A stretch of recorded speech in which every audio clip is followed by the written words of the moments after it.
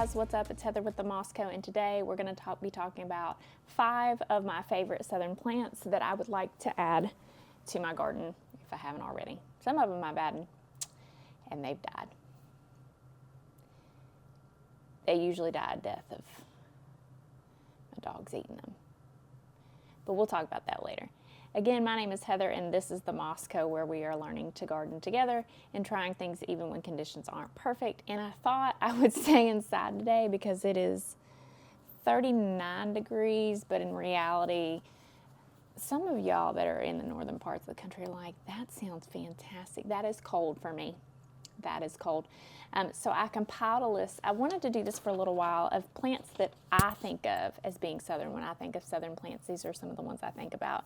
And 5 of my favorites that I really want to add to the garden. So we do live in East Tennessee, garden in a zone 7B. And most of my garden is in the shade because, as I've mentioned before, we live up here in the woods, and it's majestic and beautiful, and I love it. Unlike this dog crate. This is like one of the more undecorated rooms in my house, but in any case, the lighting is good, so then there's that. But these are things that I want to add to my garden, and in general, in the South, some of the things that we struggle with are really, really high humidity heat. So I know out west it gets really hot there, but it cools off at night. Here it doesn't really cool off, so these plants don't get an opportunity to have that cool off period at night. So they need to be adaptable to that. Also, we tend to have acidic soils here in the South, which plants do enjoy and is helpful, but that is kind of a characteristic here. And then there's kind of 2 camps of the South. So I spent a lot of time living in South Georgia as well as Tennessee, and almost all of the gardening that I've ever done has been in East Tennessee though. And in East Tennessee, we've got very, very hard clay soil. I've got a lot of rocks. I've got a lot of roots. It's very hard to dig here. Similar to North Carolina. North Carolina experiences really hard clay as well. But South Georgia, once you get below the fall line of Macon, is pretty sandy. It's pretty well draining soil. And so some of these things, camellias being the first one that come to mind, spoiler alert, do better in that situation. And here what we need to do is plant them high and make sure that they're well draining. So let's go ahead and get into our list. I did make notes so that we could actually A, stay on track, but B, have a complete answer. So the first one is magnolias. I love magnolias. They're beautiful evergreen trees. The leaves have a beautiful green on one side, brown on the other appearance to them. Big, beautiful white flowers on these trees. And I don't think anything says the South more than a magnolia.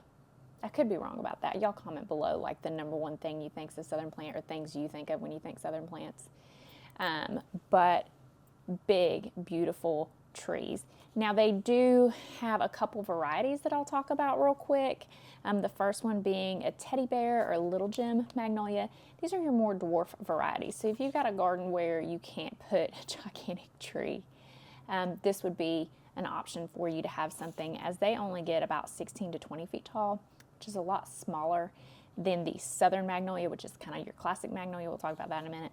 But these are best in zones 7 to 9. So again, very southern plant, and they like full sun. I have seen some places where especially the southern magnolia or the more traditional large trees can tolerate some shade, but sun. The other variety would be a southern magnolia. So these are huge trees, and this is what I would like to put. If you watch the video where I was foraging greens and have that circle outside the gate, I would like to put a big southern magnolia out there, at least one, maybe 2, for a couple of reasons. A, I love them. I love southern plants. I think certain places are defined by some of their horticulture and plant life, and then when I go places, I look at that kind of stuff, and I don't know if that's like a plant nerd thing. Y'all comment below. When you're driving, do you look at people's like landscaping? Like, oh, they got a good tree. Girl, them bushes need to be clipped. I'm always looking at that kind of stuff. But also when I travel, I look at what kind of plants they have. Is that weird? Is that a plant nerd thing? Or is everybody do that? What is that out there? Is that a box? Squirrel? So I would love to have that in my yard, but also it is great for collecting evergreen foliage for Christmas displays. Like, I would love to be able to make magnolia garlands and magnolia to fill my pots. Like, would love, love, love that. So it kind of does two purposes, but magnolias, totally think it's a classic southern plant. Love it. I would love to have some magnolia flower arrangements. The inside of my house is modern log cabin. Right now it just looks like I straightened it up and didn't decorate it, which is exactly accurate. But to be able to put throughout my house some magnolia blooms would be perfection. The second thing, and I know y'all are going to come at me about this, that I think of when I think southern plants is hydrangeas. Now, I realize they're not very southern. They grow a lot of places. A lot of people have hydrangeas. Like, in fact, I can think in my mind of pictures of New England that have these beautiful hydrangeas. In Michigan, they have beautiful hydrangeas. And Proven Winners does an excellent job with so many varieties of hydrangea. And there's almost a hydrangea for every situation. Almost. Give or take. If you ever search, this is very annoying to me, if you ever search shade plants, and I do that quite often to remind myself what's available because I have a lot of shade, they will always say hydrangeas. And I would like to step back from that and say, okay, I hear you, but if they're not getting any sun, they're not going to bloom. So are they really shade? Because they'll grow, but if you're growing them for these blooms, are they really shade plants? I'm just saying. Okay. But I put down 5 different varieties that I wanted to talk about. And there's a lot of different hydrangeas. Like I say, unless it's complete darkness, like complete dense shade, not getting 4 hours of light, there is a hydrangea for this situation. Hydrangeas, as a general rule, are great for dried flowers. Make beautiful dried flowers. And one of the concerns that they have been breeding, it looks like, out of them is stem strength. Another thing that you have to look at is whether or not you've got one that blooms on old wood versus new wood, so you're not pruning it at the wrong time. The only hydrangeas I personally prune are my limelight hydrangea. The rest of them, I just leave them alone and let them get to their full size. But you have to pay attention to that. But the first one I want to talk about was the Invincible Limetta. I planted a whole slew of these around my house. And the reason that I did it, and in retrospect, I don't think they would have been a good fit for there because I don't think they'd gotten enough sunlight to bloom properly, was because they are this limey, beautiful mop head, limey blooms that would have contrasted so well with my orangish red house. So that was going to be my foundation planting. But my dogs ate them all. And hydrangeas are supposed to be toxic to dogs, but I can assure you, I did not intend for them to eat them, but I can assure you that small puppies can in fact eat 12, 14 hydrangeas and not a problem. Not even diarrhea.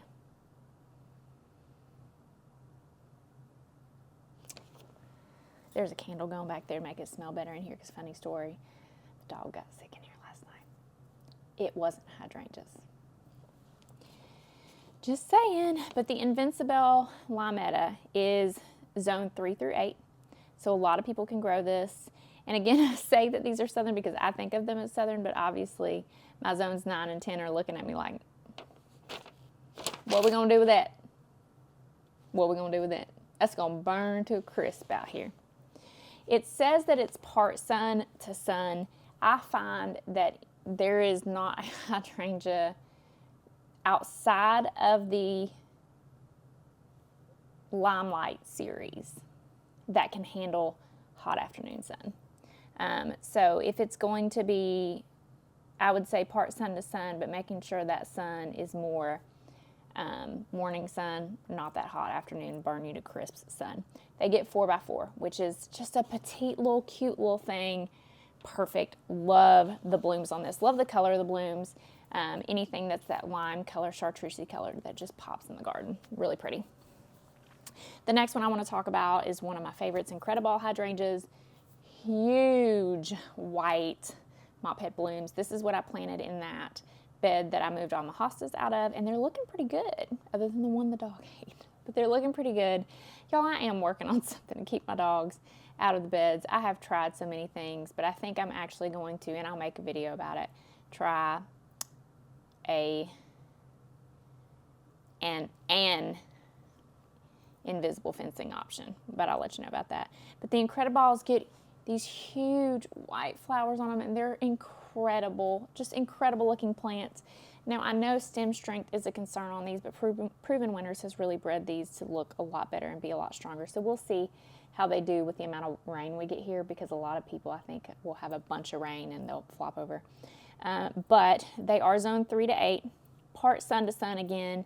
Where I have mine is probably right on the border of part shade to part sun, but it's not that hot afternoon sun. Because that hot afternoon sun is going to be a problem. And I find when it comes to how much sun a plant can tolerate, if you'll look at what zones, so zone 3 to 8, I'm a 7B. I'm almost at the top of the amount of heat it's going to tolerate. I can't put it in my hot afternoon sun. It just ain't gonna do. So keep that in mind when you're looking at zones and light requirements, that if you're somewhere in the middle, you can fudge a little bit more, but if you're at the edge limit of what that plant's gonna tolerate, you can't then throw it into the frying pan as well. Like, I mean, you could do it. All that's gonna happen is you potentially run the risk of losing the plant. You might be able to baby it enough to get it by, but just you know, plan for that. We all do stuff that the plant tag don't say. It's okay. Ain't nobody judging you. Baby, you want to put a hosta out there in the bright afternoon sun? I ain't going to stop you. I'll even come help you cut the leaves off that burnt up sucker. Hey, maybe you can put a shade over it. I don't know. You might be able to. I'm not. Best of luck to you. Okay? Like, I mean that. I hope it goes well. The plant police ain't coming to get you. I've certainly put things where they don't belong to see if they would survive. I mean, especially if they're a good deal or some seeds. Ooh, I will throw some seeds places they ain't got no business being. Never gets water.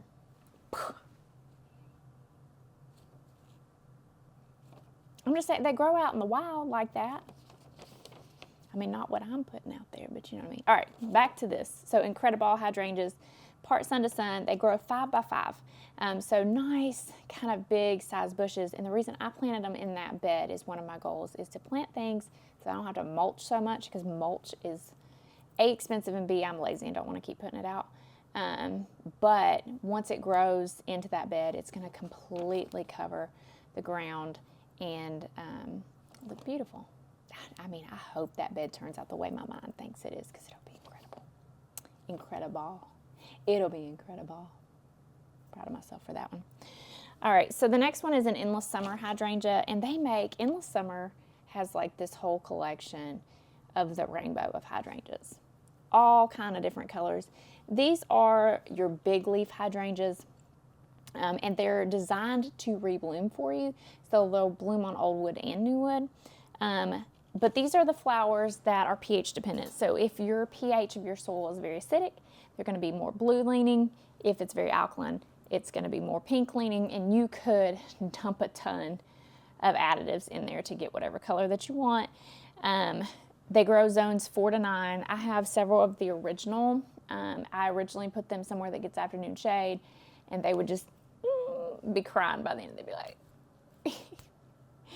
"Can I get some water? I'm not going to survive this." That's what they look like. So I moved them into the shade, but it's too much shade, and I need to move them again to somewhere that gets morning sun, afternoon shade. Isn't that the like Goldilocks of spots?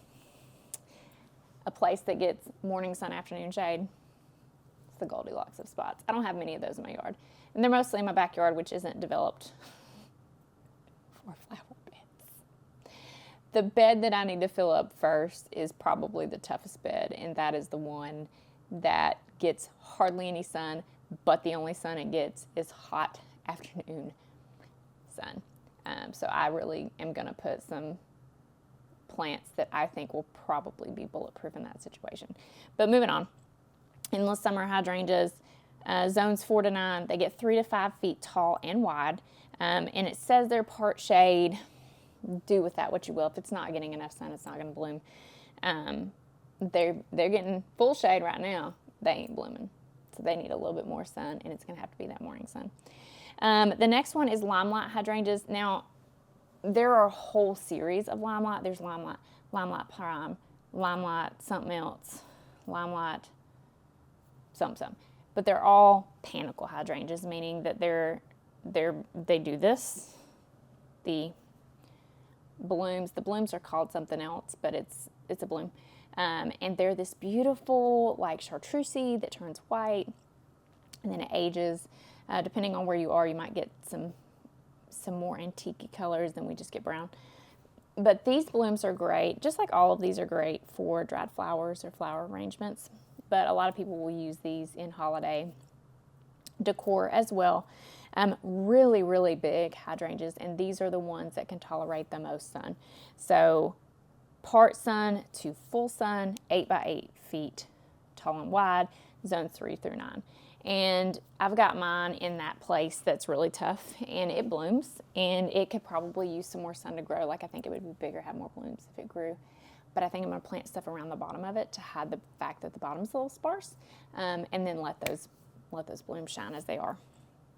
And finally, the last one I've got on here is just oak leaf hydrangeas as a general rule. Oak leaves are more shade tolerant than any of the other hydrangeas types. I don't think they'll do full shade. Again, I think they do need a little bit of sun in the morning, at least 3-4 hours of morning sun.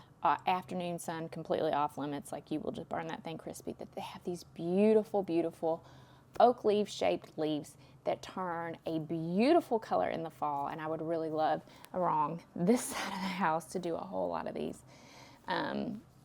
because their blooms are beautiful. It's just a beautiful plant, just a gorgeous, gorgeous plant. I've seen some that are in a considerable more amount of sun around our area, but I think they're getting morning sun. It's not afternoon sun. So I would love, love, love to add a bunch of oak leaves. They're just such incredible looking plants. Zones 5 through 9, part sun, and they do get 6 by 6. So pretty good size shrub.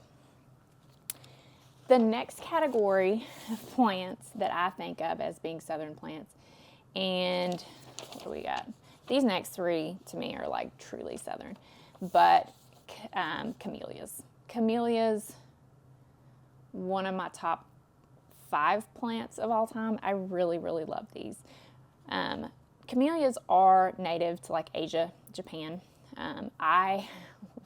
We've visited Japan several times. It's a beautiful country. These plants are gorgeous.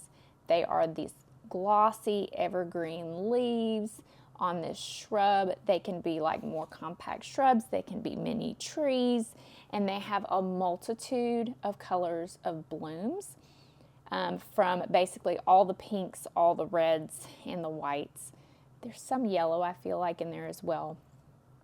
They're not super fast growing, but there's nothing like an old house, especially in South Georgia. I've seen this a lot with camellias. Gorgeous, gorgeous plants. This just green, like glossy foliage. This with an oak leaf, incredible. So there's really 2 types that we usually talk about when we're talking about camellias. Sasanqua camellias tend to grow a little bit quicker, tend to tolerate more sun. Again,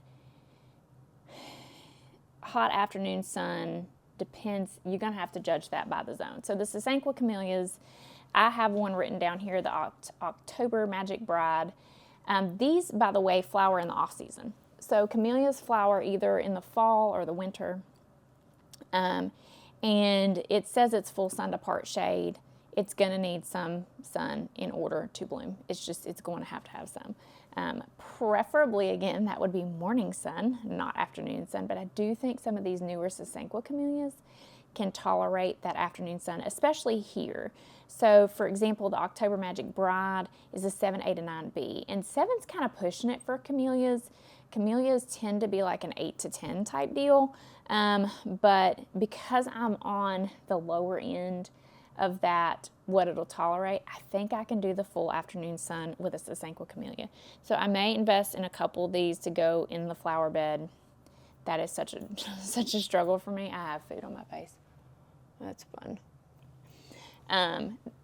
Particularly, like I say, they can get anywhere. They can be small shrubs or they can be basically trees. And so the October Magic Bride, beautiful red blooms, by the way. 4 to 5 feet tall, 3 to 4 feet wide. So a little bit taller than it is wide. But again, your Sasanquas are going to grow a little quicker and they're going to tolerate more sun. The other type of camellia is the Japonica camellias. These grow a lot slower and you really have to be patient with them. They tend to be a little less cold tolerant. They need more shade. So the one that I have written down that looks so beautiful, there are a number of camellias that have like striations on the flowers. The flowers are multicolored. They are gorgeous. Gorgeous, gorgeous plants. I wrote down one, Carter's Sunburst. It's in a zone 8 to 10, so I can't grow it here, but it's pink with deep pink striations on it. Gorgeous plant. That's another one that I would like to have for cutting and bringing inside. Although I don't think the blooms actually stay too awful long. I don't think that they're super tolerant of being cut. But gorgeous glossy foliage, gorgeous flowers. The other one I have written down that's a Japonica is the Early Wonder Camellia. Both of these say that they're full sun to part shade. And again, you're wanting to judge that a little bit. These need more shade than the Sasanqua camellias for sure.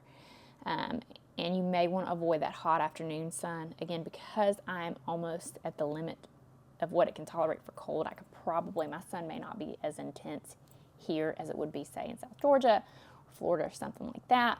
So I can probably push that envelope a little bit, and I will probably try with some Sasanquas in that bed over there. But 6 to 8 feet tall, 4 to 6 feet wide on the Early Wonder Camellia. Look these up. If you are in these zones, find a camellia. They are gorgeous, gorgeous plants, and they're blooming when nothing else in your garden is blooming. And when they're not blooming, and it's just that glossy fall. Oh, it's pretty. Number 4 I have on here is azaleas. Now, azaleas, they're another plant that really loves an acidic soil. And azaleas used to be a part shade type of deal. They couldn't tolerate that full afternoon sun. But they've now come out with Encore azaleas, which do basically 2 things. They're a little bit more tolerant of that full sun and that afternoon sun. And they're also reblooming. So they'll rebloom for you several times. They are also an evergreen plant, and I can remember just always having azaleas. Azaleas is another one that's supposed to be toxic to dogs, so you'll want to exercise some caution with that. But I went on the Encore Azalea website. They have beautiful flowers on azaleas, usually ranging from whites, pinks, purples, and reds. But they're just, when they bloom in the spring, it's just like an icon of the South to me. And they used to have these really huge, like people would have these really huge mature azaleas that light up and bloom in the part shade and just be gorgeous. And now, you don't see that as much, but really, really pretty. But the Encore azaleas are fixing the problem of you needing all that shade for your camellia. So the one I wrote down was the Autumn Bonfire Red. I really love red flowers because they stand out so well. Red flowers and white flowers because white flowers go with everything. This one says it's a zone 6A to 10B, full sun, 3 feet high to 3.5 feet wide. And another thing I haven't talked about is some of these things are really good for containers. You have to be careful with, say, the camellias. Hydrangeas are great in containers. Obviously, the magnolia, teddy bear magnolia is only going to stay in that container for a little bit before you need to put it out in the landscape. When you're doing containers and thinking about shrubs in containers and overwintering them in containers, you want to be cautious that that container is not insulated as well as the ground is. So if you're on borderline for being able to have that plant in your garden anyhow for cold hardiness, your chances of losing it are going to be higher if you put it in a container. Does that mean you shouldn't do it? No. If you love it being in a container and you're willing to go out there and cover that sucker, go for it, homie. Like, again, that's what we about around here. But just keep that in mind. You may have to adjust. Another thing to keep in mind on several of these plants, especially the camellias, is they like well-draining soil. Azaleas would prefer a little bit more well-draining soil than what I have as well. Almost everything would. So what you can do in that situation is amend your soil with soil conditioner and organic matter to try to keep it draining, but also plant it a little higher and mound it up, but making sure that you don't keep anything near the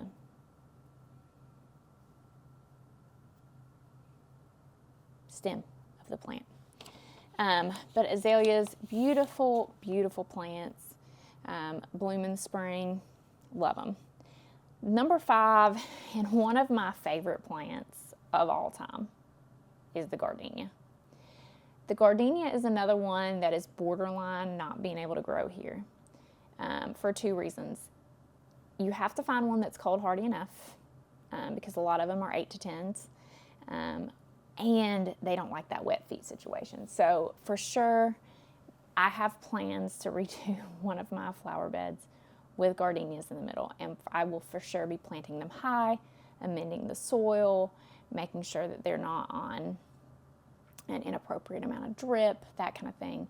But gardenias are evergreen plants with another glossy green foliage with the most beautiful white double blooms and the most amazing scent of all time. This might be my favorite smell of any kind, certainly of any flower, but gardenias are beautiful white, like gardenia bouquets. I don't think they have a long shelf life once you cut them, but another thing that I'd love to bring inside and do flower arrangements with. And if you were getting married, it's a great one to have for bouquets. Gorgeous white double flowers. Like, I don't know that there's a flower on a plant that's more beautiful than a gardenia. But again, they are a little bit more of the 8 to 10 group. So if you live in zone 7 like I do, you're going to need to find one that's a little bit more cold tolerant. Again, this is another one that if you put it in a container, you're going to need to love on it a little bit more. This is one that once I do that bed, it'll be 3 plants right together, somewhat close to my garage. And so I feel confident that if it's going to be ridiculously cold, that I will cover these plants. I'll go get some Harvest Garden, just cover them. Then I think as well you run the risk of the blooms kind of getting frostbitten and falling off. But gorgeous, worth the extra effort to me. So the one that I wrote down was the Southern Living Jubilation. I didn't write the name down. I think it's Jubilation though. Jubilee something. But it's a 7A to 10B, and it still has that double flower. Full sun to part shade. Again, because I'm on the borderline of it being on the lower end, I feel like I can put it in full sun here, full afternoon sun, and not have a problem. Size 3 to 4 high and 3 to 4 wide. Just a beautiful shrub with incredible scent, beautiful white flowers. Would make a great hedge, truly. Like, that would make a really great hedge if you had somewhere that would tolerate that. So that is going to be it. That are 5 of my favorite southern plants